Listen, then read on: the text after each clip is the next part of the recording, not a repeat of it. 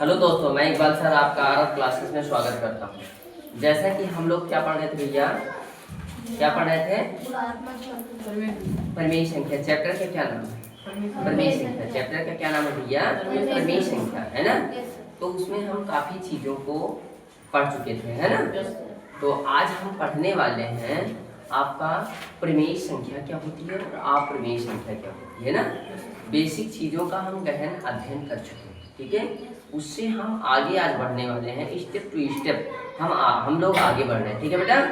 तो आज हम लोग क्या पढ़ने वाले बेटा? परिमेय संख्या। हेडिंग डाल लेना बेटा, परिमेय संख्या। परिमेय संख्या क्या होती है, ठीक है बेटा। क्या होती है परिमेय संख्या, ठीक है।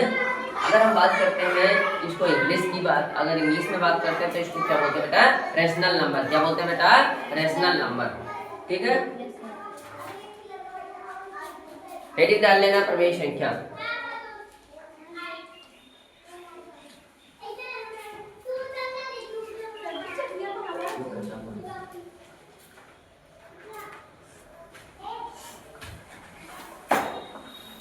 क्या डाले भैया? रेशनल नंबर, परिमेय संख्या।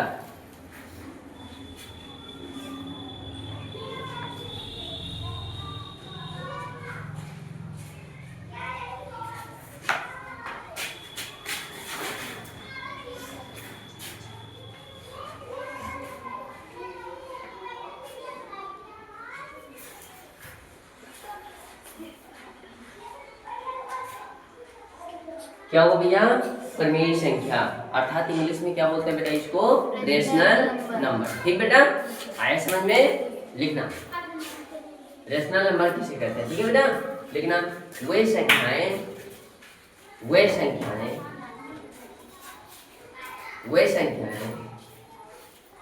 जिन्हें हम P/Q के रूप में, वे संख्याएं जिन्हें हम P/Q के रूप में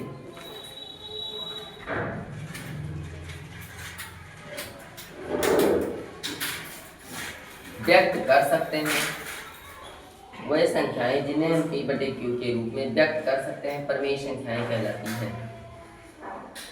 वे संख्याएं जिन्हें हम P/Q के रूप में व्यक्त कर सकते हैं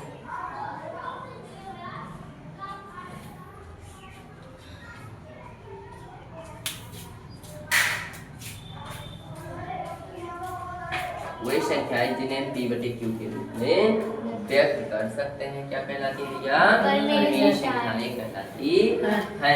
ध्यान देना, किसके रूप में व्यक्त करेंगे बेटा? P/Q के रूप में व्यक्त कर सकते हैं, ठीक है। बात समझ में आया? तो P इज इक्वल टू कोई डिजिट होगा बेटा। क्या होगा? कोई डिजिट 1 2 3 4, है ना, डॉट डॉट डॉट, ठीक है। बात समझे? Q का इक्वल टू Q का भी जो होगा वो भी कोई डिजिट 1 2 3 4, है ना, dot dot dot dot infinite, है ना। अगर इस प्रकार की संख्याएं रहेंगी तो ये ऐसी संख्याएं क्या कहलाएंगी? परिमेय संख्या कहलाएंगी। मतलब P का भी कुछ मान होना चाहिए और Q का भी कुछ मान होना चाहिए। ऐसी संख्याएं जिन्हें हम P/Q के रूप में व्यक्त कर सकते हैं, ऐसी संख्याएं जिन्हें हम P/Q के रूप में व्यक्त कर सकते हैं क्या कहलाती है बेटा? परिमेय संख्याएं कहलाती है। बात समझ में आया कि नहीं आया? अब ध्यान देना, इसमें जो Q होगा, Q इज इक्वल टू 0, अर्थात क्या है?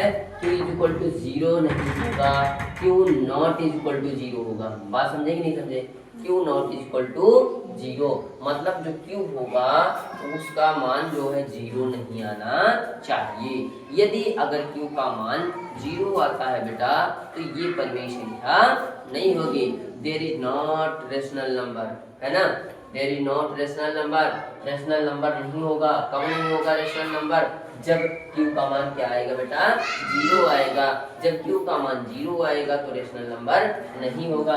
जैसे मान लो 3 अगर 0 हो जाएगा तो इसका पूरा मान 0 हो जाएगा, मतलब इसका कोई मतलब ही नहीं होगा, है ना, इसका कोई मतलब नहीं होगा। तो ये क्या होगा? रेशनल नंबर नहीं होगा।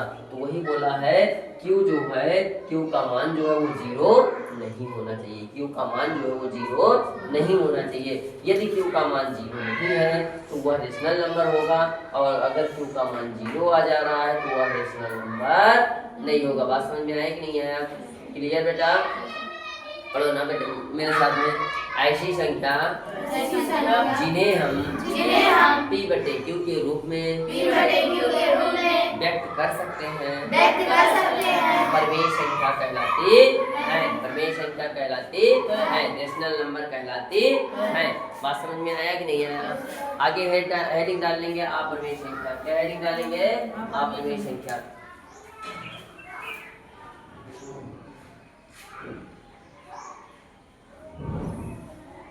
हेडिंग क्या डालेंगे बेटा? अपरमेय संख्या।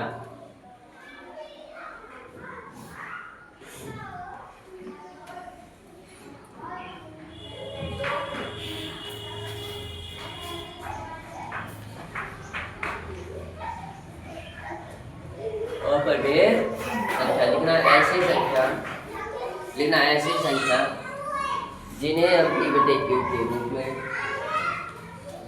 ऐसी संख्या जिन्हें हम पी बटे क्यू के रूप में नहीं व्यक्त कर सकते हैं, जिन्हें हम पी बटे क्यू के रूप में नहीं व्यक्त कर सकते हैं,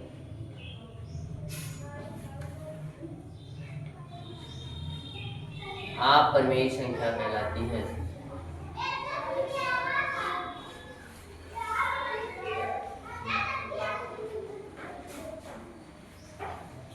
ऐसी संख्या जिन्हें हम पी बटे क्यू के रूप में नहीं व्यक्त कर सकते हैं, अपरमेय संख्या कहलाती है। क्या कहलाती है भैया? अपरमेय संख्या कहलाती है। क्या कहते हैं भैया? अपरमेय संख्या कहते हैं। क्या लिखा हमने? ऐसी संख्या जिसे हम पी बटे क्यू के रूप में नहीं व्यक्त कर सकते हैं, क्या कहलाती है भैया? अपरमेय संख्या कहलाती है। ठीक है? इर्रेशनल नंबर क्या बोलते हैं? Irrational number. हेडिंग यहाँ लिख लेना अपरमेय संख्या।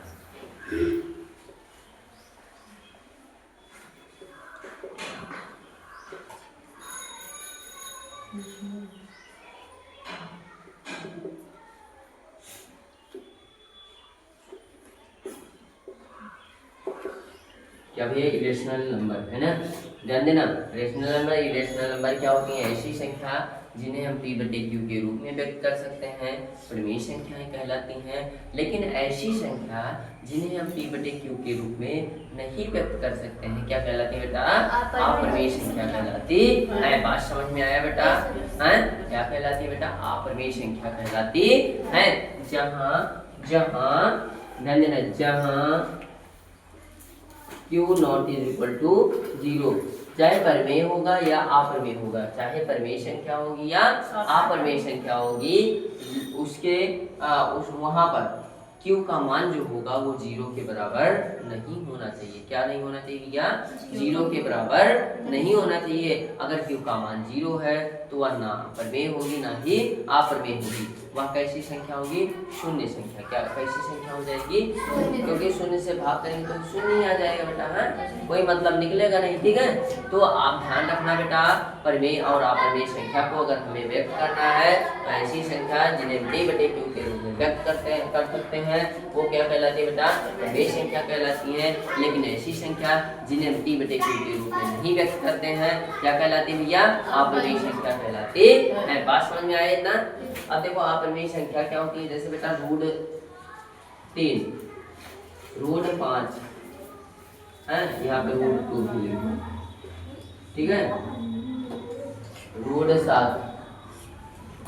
अब ध्यान देना, रूट 9 की बात अगर हम करते हैं, ध्यान देना, रूट 9 की बात करते हैं तो ध्यान से बेटा समझना। सक्षम खिड़की उधर जाके गिरोगे, आवाज मत करना। अगर रूट 9 की बात करते बेटा तो रूट 9 का मतलब क्या हो जाएगा? 3 का स्क्वायर हो जाएगा। स्क्वायर से कैंसिल हुआ कि नहीं? इसका मान 3 आ गया कि नहीं आ गया? तो ये क्या परमेय संख्या होगी? ये क्या परमेय संख्या होगी? नहीं होगी। क्या होगी? या अपरिमेय संख्या होगी? नहीं होगी। बात समझे कि नहीं समझे? तो ये अपरिमेय संख्या, बात समझ में आया कि नहीं आया? तो ये जो अपरिमेय संख्या है √2, √3, √5, √7 है ना, डॉट डॉट डॉट। ठीक बेटा, आए समझ में? लिख लिया आप लोग? तो इसको लिख लो, हेडिंग डाल लेना वास्तविक संख्याएं।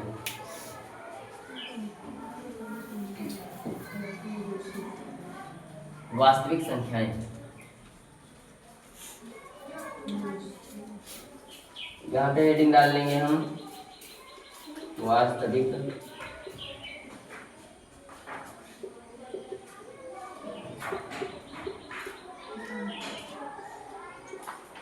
वास्तविक संख्याएं, मतलब इंग्लिश में बोलते हैं रियल नंबर।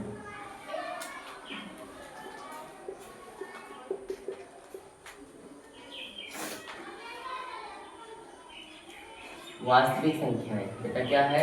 रियल नंबर है ना। रियल नंबर क्या होते हैं इसकी अगर हम बात करते हैं तो लिखना जरा बेटा, रियल नंबर क्या होते हैं? लिखना वही संख्याएं, वही संख्याएं, वही संख्याएं जो प्रमेय, वही संख्याएं जो प्रमेय और अप्रमेय दोनों होती हैं। वही संख्याएं जो प्रमेय और अप्रमेय दोनों होती हैं, जो प्रमेय और अप्रमेय दोनों होती हैं, वास्तविक संख्याएं कहलाती हैं। वास्तविक संख्याएं कहलाती हैं।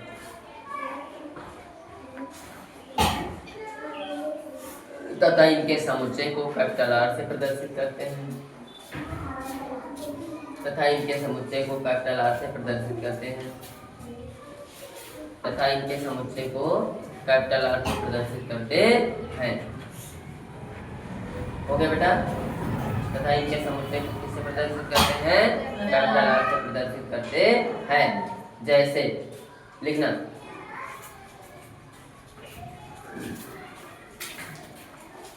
√5 7/4 पाई -1 डॉट डॉट डॉट। जैसे लिखना √5 7/4 कामा पाई कामा -1 डॉट डॉट। ठीक है, ये क्या कहलाएंगे भैया? वास्तविक संख्याएं कहलाएंगी, रियल नंबर कहलाएंगे। क्लियर बेटा? आगे हम चले।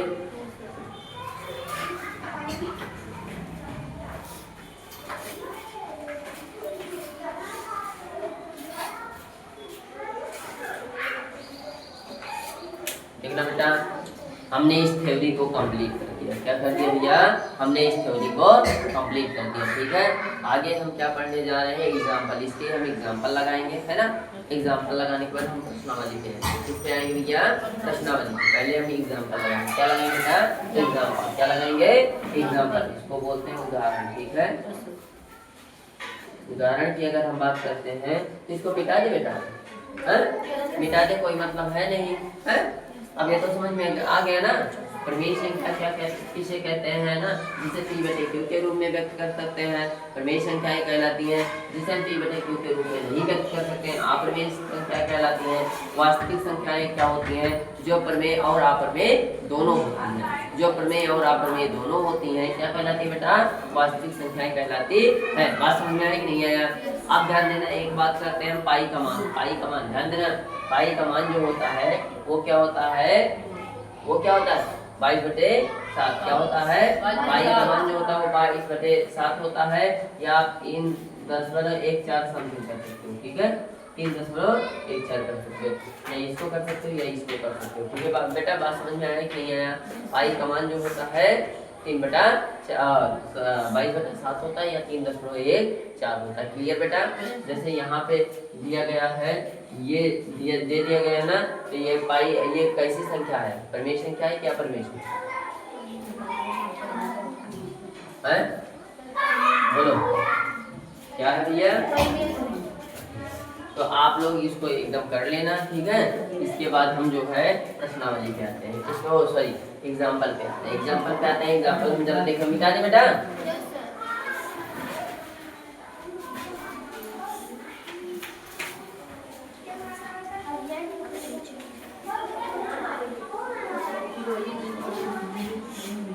देखना हम एग्जाम्पल पे आते हैं। एग्जाम्पल में दिया गया है सबसे छोटी अभाज्य संख्या कौन सी है। देखना, ध्यान देना, क्या लिखा गया। पहला क्वेश्चन क्या दिया गया भैया, सबसे छोटी, क्या भैया, सबसे छोटी, क्या दिया गया क्वेश्चन, बोलना जरा बेटा, अभाज्य संख्या कौन सी है।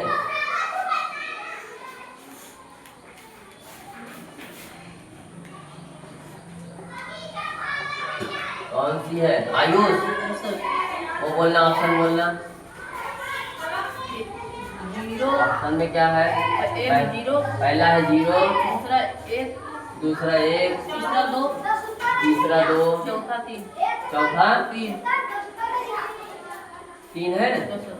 अब ध्यान देना, हम बात करते हैं सबसे छोटी अभाज्य संख्या। किसकी बात करते हैं, सबसे छोटी अभाज्य संख्या।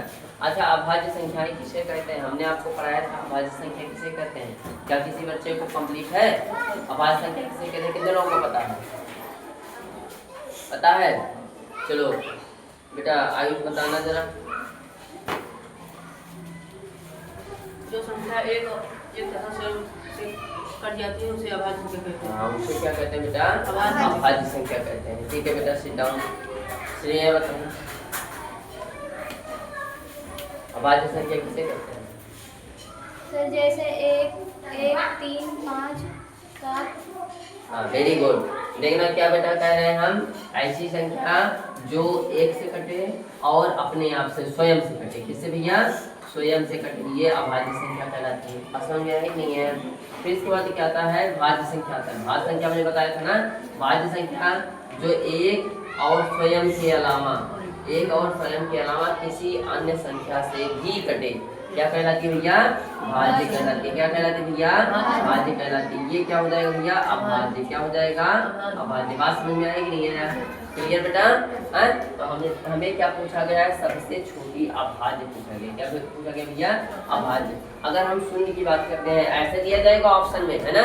नवोदय का जो पेपर आएगा उसमें एक आंसर शीट दी जाएगी आपको, उसी में गोला करना होता है बेटा, ठीक है। गोला करना होता है तो ध्यान देना, जो ऑप्शन सही रहेगा उसी पे गोला करना होगा, ठीक है। तो आप सबसे पहले क्वेश्चन को पढ़ेंगे। क्या पढ़ेंगे भैया, क्वेश्चन को पढ़ेंगे। हम क्वेश्चन पढ़ रहे हैं सबसे छोटी अभाज्य संख्या कौन सी है। भैया सबसे छोटी अभाज्य संख्या कौन सी है, तो हम बात करेंगे, अगर देखो जीरो की बात करेंगे तो क्या जीरो सबसे छोटी अभाज्य संख्या है, नहीं है ना। क्यों, क्योंकि ये शून्य संख्या हो जाएगी ना भैया, इसलिए ये ऑप्शन क्या कर देंगे, गलत कर देंगे। बात समझ आए नहीं है।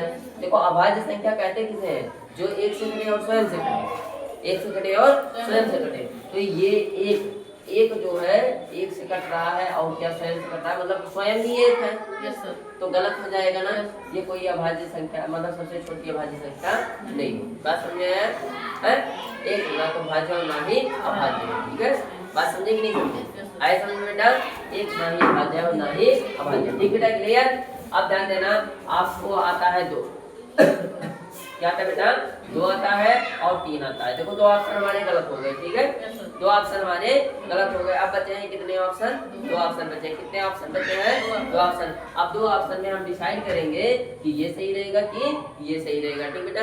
बात समझ में आएगी नहीं है, तो ध्यान देना। अगर देखो दो की बात करते हैं तो दो जो है वो किससे किससे कट रहा है, एक से कट रहा है, दो से कट रहा है ना। और अभाज्य संख्या कहते किसे हैं, जो एक से कटे और स्वयं से कटे। तीन की बात करते हैं अगर, तो तीन एक से कट रहा है और तीन से कट रहा है ना बेटा, या क्या तीन और किसी अन्य संख्या से कट रहा है, नहीं कट रहा है ना। तो अगर तीन किसी और अन्य संख्या से नहीं कट रहा है तो ये भी अभाज्य हुआ और ये भी अभाज्य हुआ, हुआ कि नहीं हुआ, दोनों अभाज्य संख्याएं हुए कि नहीं हुए, लेकिन दोनों अभाज्य संख्याएं हो तो रहे हैं, दोनों अभाज्य संख्याएं हो तो रहे हैं, लेकिन क्या दो बड़ा है कि तीन बड़ा है, बताओ। तीन बड़ा है ना, तो छोटा कौन सा है बेटा, दो छोटा है ना। हमें क्या पूछा गया है, सबसे छोटी, क्या बोला गया है, सबसे छोटी। तो क्या तीन से छोटा दो है कि नहीं है, तो आपका राइट आंसर क्या हो जाएगा बेटा, दो हो जाएगा ना। तो दो वाला जो आपका मतलब जो ऑप्शन दिया गया है कौन सा है, ए है, बी है, सी है, सी है ना, ये आपका सही हो जाएगा, ये भी आपका गलत हो जाएगा। अर्थात सबसे छोटी अभाज्य संख्या कौन सी है? ये आपका क्या क्वेश्चन आंसर आ जाएगा बेटा? 2 आ जाएगा। क्या आ जाएगा बेटा? 2 आ जाएगा। सबसे छोटी अभाज्य संख्या कौन सी है? तो क्या हो जाएगा बेटा आपका? 2। अगला क्वेश्चन क्या है बेटा? उसकी अगर हम अगले क्वेश्चन की बात करते हैं तो अगला क्वेश्चन क्या दिया गया बेटा? दूसरा उदाहरण दिया गया है, निम्नलिखित में कौन सा अभाज्य युग्म नहीं है? क्या दिया गया भैया? सह अभाज्य युग्म की बात कर रहा है। ठीक है,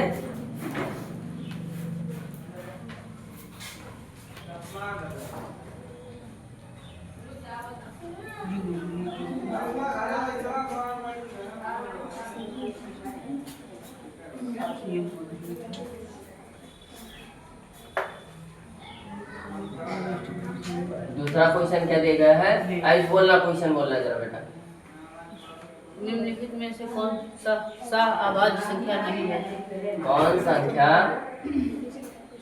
सह अभाज्य युग्म नहीं है? सह अभाज्य अभाज्य युग्म नहीं है। युग्म नहीं है। क्वेश्चन ऑप्शन क्या है? ए हाँ ब्रैकेट हाँ। में 11, 13 ब्रैकेट बंद, फिर बी 15, 17, फिर सी 17, 23, डी 17, 34।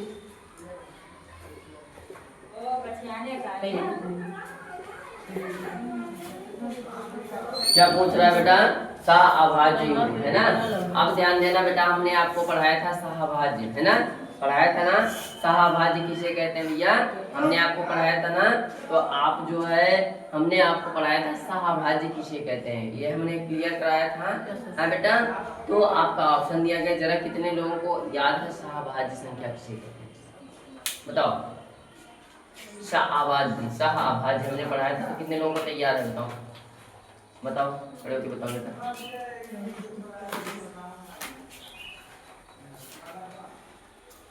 वे संख्याएं जो किसी एक और स्वयं के किसी अन्य उभयनिष्ठ गुणनखंड होते हैं उन्हें सह अभाज्य संख्या कहते हैं। जैसे 17, 19। वेरी गुड, है ना। एक और स्वयं के अलावा किसी और अन्य संख्या के उभयनिष्ठ होते हैं। बात समझ में आया? क्या कहलाते हैं भैया? सह अभाज्य कहलाते हैं। जैसे आपने क्या बोला एग्जांपल पे? 17, 19। बात समझे कि नहीं समझे?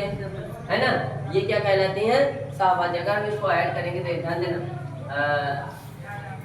क्या हो जाएगा ये? 36 हो जाएगा ना, है ना। तो एक और किससे हो रहा है भैया? एक और दो से भी हो रहा है ना, और मतलब कई संख्याओं से कट रहा है ना। ये क्या कहलाएंगे भैया? सह अभाज्य संख्या कहलाएंगी। भैया बात समझ में आया? अब हमें क्या पूछा गया? सह अभाज्य संख्या नहीं है। देखो 11, 13 ये क्या होगा? सह अभाज्य संख्या होगी कि नहीं? हमने आपको बोला था कि सह अभाज्य जो होगी वो उसके बीच का अंतर कितना होगा भैया? कितना होगा भैया? दो तो रहना ही चाहिए, है ना। और ये जो है विषम होना चाहिए। जैसे क्या हुआ, हमने आपको देखा, ये देखो 11, 13 विषम भी होना चाहिए। ठीक है भैया, विषम होना चाहिए दोनों। ठीक है, दोनों विषम होने चाहिए। ठीक है, अब ध्यान देना, ये क्या हुआ? ये देखो 11, 13 सहभाज्य हुए, 15, 17 सहभाज्य हुए, 17, 23 देखो विषम है ना, अभाज्य है ना। ये आप मतलब सहभाज्य हुए, लेकिन पूछा क्या है? सह अभाज्य नहीं है। क्या पूछा भैया? सह अभाज्य नहीं है। देखो इसमें सम आ रहा है, इसमें विषम आ रहा है, तो ये कैसी संख्या हो जाएगी? सह अभाज्य संख्या नहीं होगी। आपका ऑप्शन क्या हो जाएगा? आंसर क्या हो जाएगा? D, option number D. ठीक है, अगला क्वेश्चन क्या है बेटा? अगले क्वेश्चन की बात करते हैं।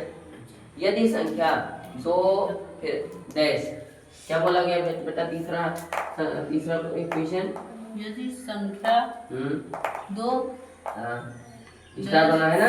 Yes sir. हाँ, उसके बाद 4, 3, 5, कामा 9 से पूर्णतः विभाजित हो है, कामा 9 से पूर्णतः विभाजित है, 9 से पूर्णतः विभाजित है,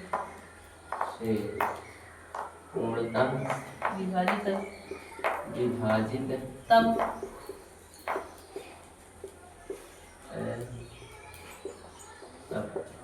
स्टार तब स्टार पूर्णतः ध्यान देना बेटा, यदि यह संख्या 9 से पूर्णतः विभाजित है तो ये जो स्टार दिया गया है ना बेटा, इसके स्थान पर कौन सी संख्या आएगी?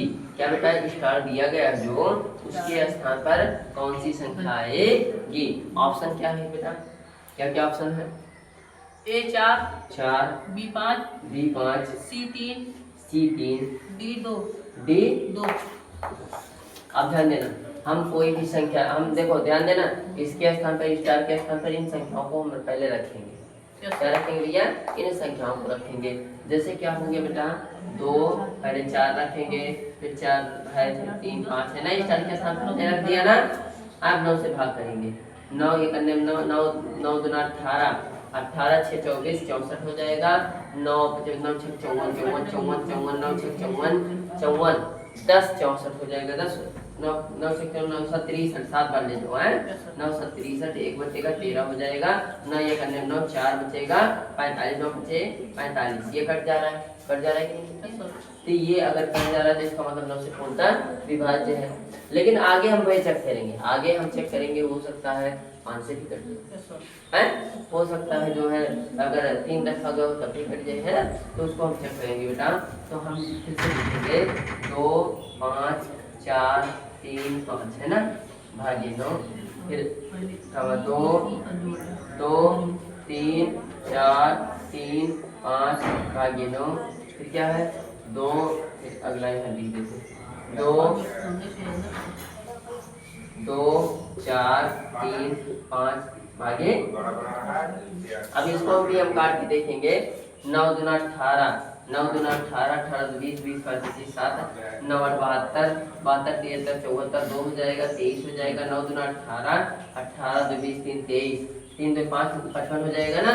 9 5 9 6 54 54, एक बच रहा है ना, एक शेष बच रहा है ना, इसलिए संख्या 9 से भाज्य नहीं होगी। फिर 9 9 दूना 18, 9 दूना 18 2 20 3 23 5 हो जाएगा। 9 6 54 कट जाएगा, फिर 9 9 9 9 9 9 9 चौक 36 4 9 चौक 36 हो जा रहा है ना। 9 त्रिक 27, 9 त्रिक 27, फिर इसके बाद बच रहा है ना कुछ, इसलिए ये भी नहीं होगी। ठीक है बेटा। अब आगे हम बात करते हैं 9 दूना 18, 4 22, 4 44 हो जाएगा। 9 9 त्रिक 27, 9 5 45, 9 5 45 ज्यादा हो, 9 त्रिक 27 9 चौक 36 36 हो जा रहा है। 36 4 40 4 44 8 बच रहा है, 83 9 78 9 9 81 हो रहा है, 15 हो जा रहा है। 9 1 9 6 15 6 बच रहा है शेष ना, इसलिए ये भी नहीं होगी। इसलिए राइट ऑप्शन क्या हो जाएगा बेटा आपका 4 हो जाएगा। क्या हो जाएगा बेटा 4 हो जाएगा। ये भी नहीं होगा, ये भी नहीं होगा, ये भी नहीं होगा। ठीक है, राइट ऑप्शन क्या हो जाएगा बेटा 4 हो जाएगा। ठीक है बेटा, तो आपका एग्जाम्पल भी कंप्लीट हो गया। कल से आपकी क्या होगी बेटा प्रश्नावली, प्रमेय, क्या कौन सा चैप्टर है, प्रमेय संख्या पढ़ना है ना हम लोग, तो प्रमेय संख्या की प्रश्नावली कल से हम स्टार्ट करेंगे। ठीक है बेटा।